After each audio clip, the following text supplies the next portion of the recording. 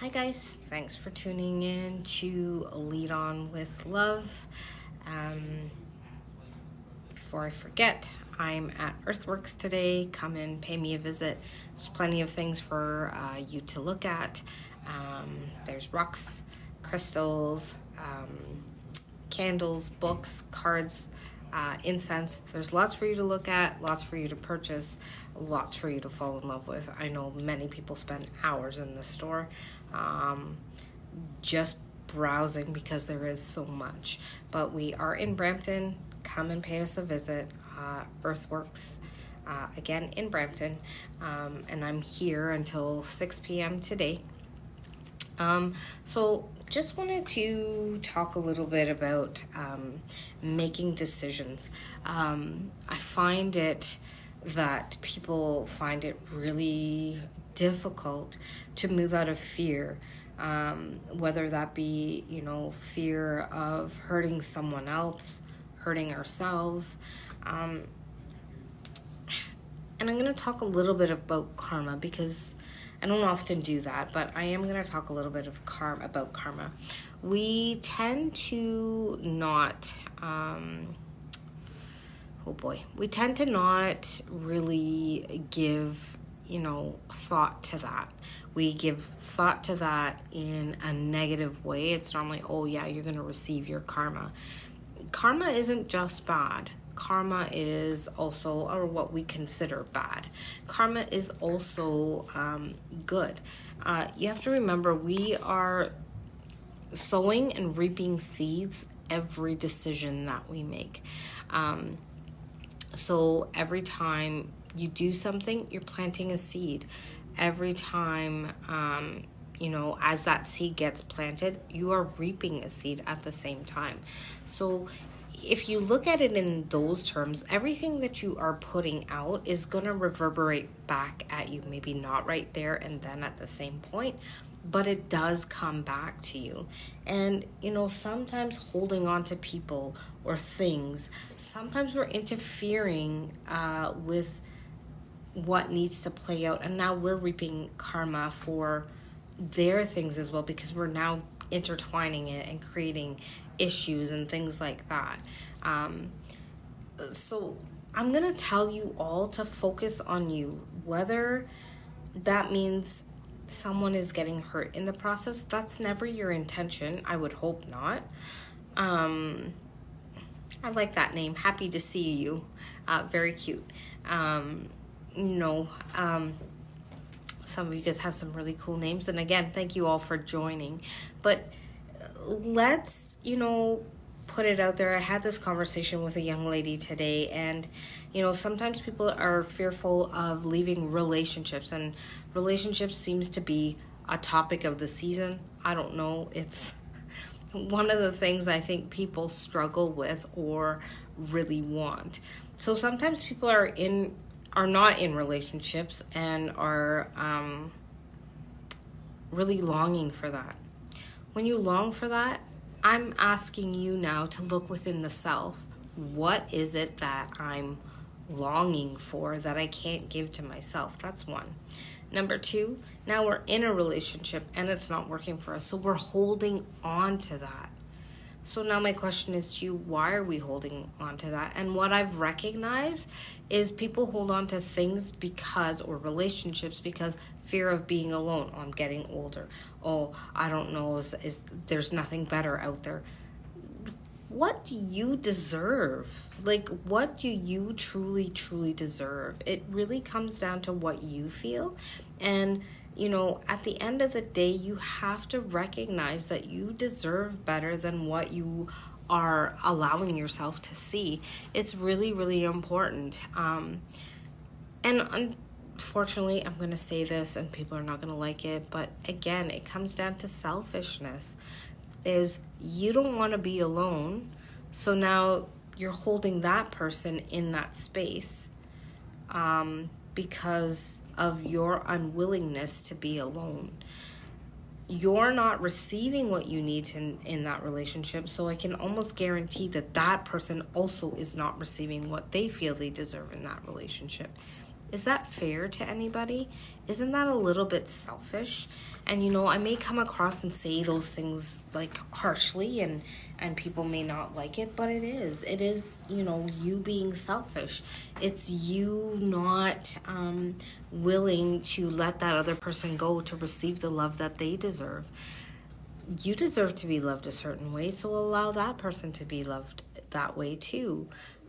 Let them go. It's always for everybody's best and highest good. Either A, you ended up in that relationship to teach you something, so that's a lesson, or it was a blessing. It was during a time that you needed what that person was able to offer you because you couldn't see it yourself. So again, at the same point, we need to see each other. We need to take the blinders off. We need to really look at ourselves and go, okay, I need to be selfless. Most of us are selfish. And for those that aren't in nature, it's really hard for some of us to be a little bit more selfish and do the things that we need to do for ourselves first.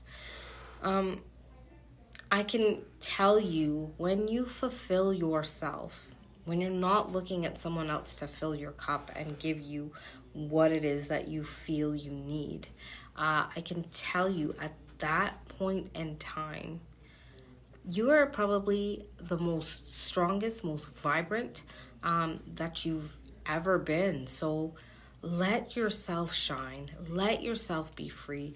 Give yourself what it is that you need. Stop looking outside. Because when you stop looking outside and you start to fill your own cup, you're going to realize, wait a second, I don't need to hang on to this.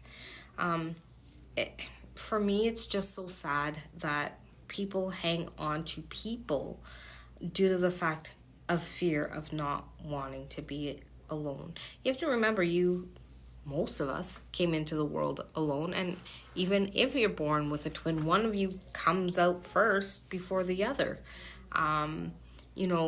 So you still came in alone.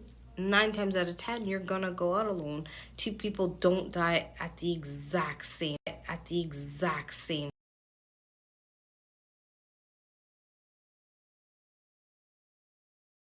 before or after.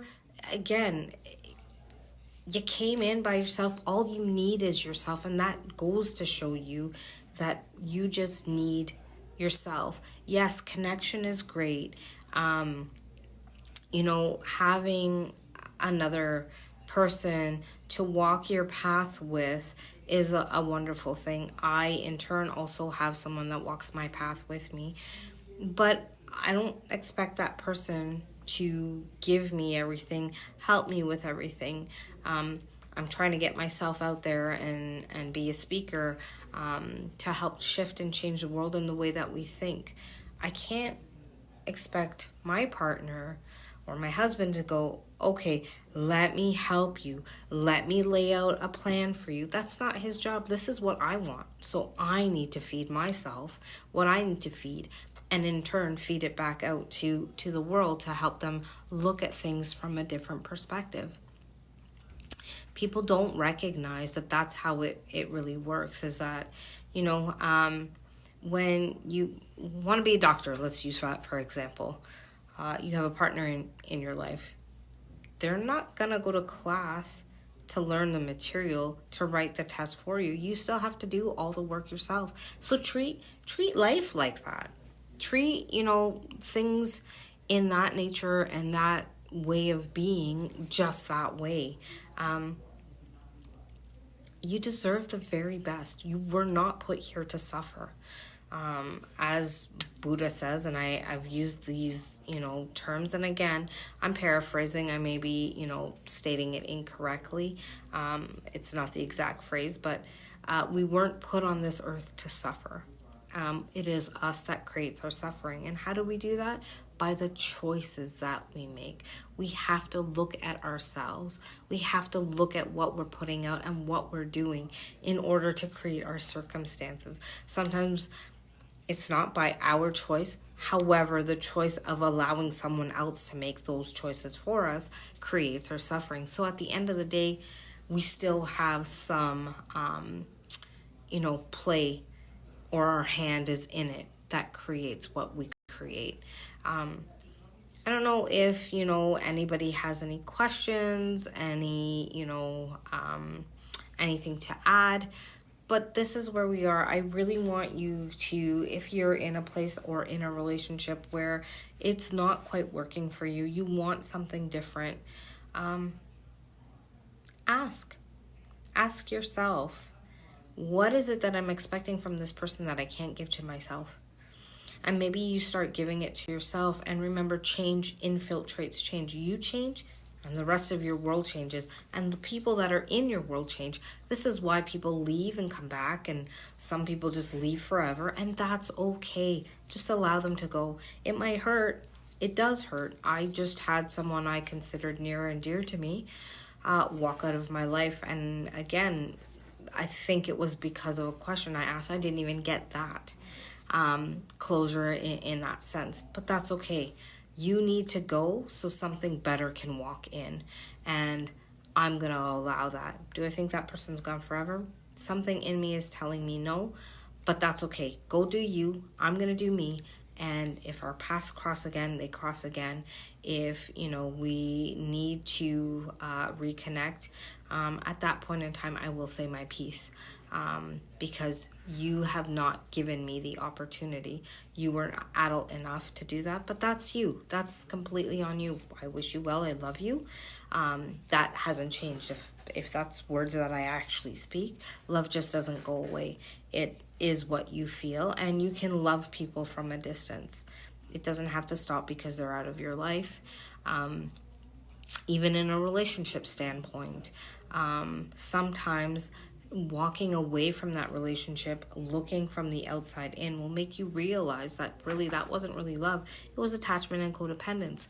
And again, I can talk about that even more and go one step further yet again and have you all question the simple fact that nine times out of 10, the relationships you're in is not love.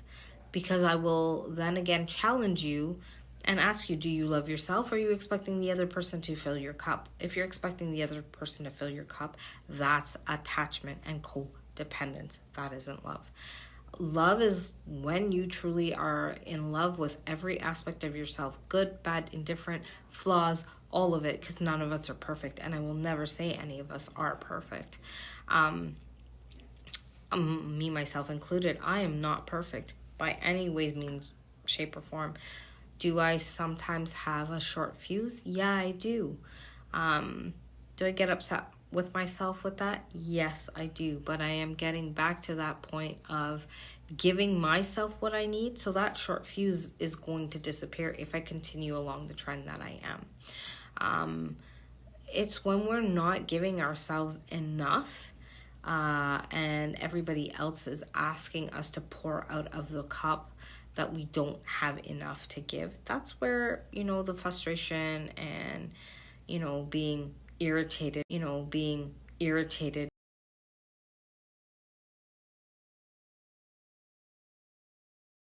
recognize, and we don't believe, that we need to fulfill what we need to fulfill first, and now I can go out there and help everybody else. Perfect example, I didn't get to finish my prayers before I left the home today, and I'm like, crap, I need to do that. So I did that. I meditated a little bit, and I know that I had to get a live done or squeeze it in some way somehow. So I've squeezed the live in now, and what I'm going to do after the fact is continue with the meditation, and then I can do other things that need to be done as well. But I'm filling my own cup first. I'm doing what I need to do for me first. Once I do that, everything else falls into place. And when I'm not able to do that, I'm not at my best. I recognize that. So I'm going to put that out there for all of you maybe to examine, and for you to see, hey, am I actually filling my cup first? There are some people where they go out and they work out that's what they do first. That's filling their own cup first before they start the rest of their day or get to anybody else. But sometimes that's what it requires. So sometimes we have to look at what we're putting out in order to get to where we need to go. So remember that. Remember, it's about you first and then everyone else. And that includes your kids. You've got to give yourself what you need before you can give them what they need. So I'll leave it there. Thank you guys for tuning in. Thanks for watching. I forgot to let you know that you can follow me on TikTok, Instagram, Facebook, Lemon8, Threads, at leadonwithlove.com, and YouTube. So enjoy the rest of your day. Thanks again for tuning in. Thanks for taking time out of your day. I hope it left you with something to think about and maybe give you a different perception. Thanks for tuning in. We'll talk to you again next time. Bye for now.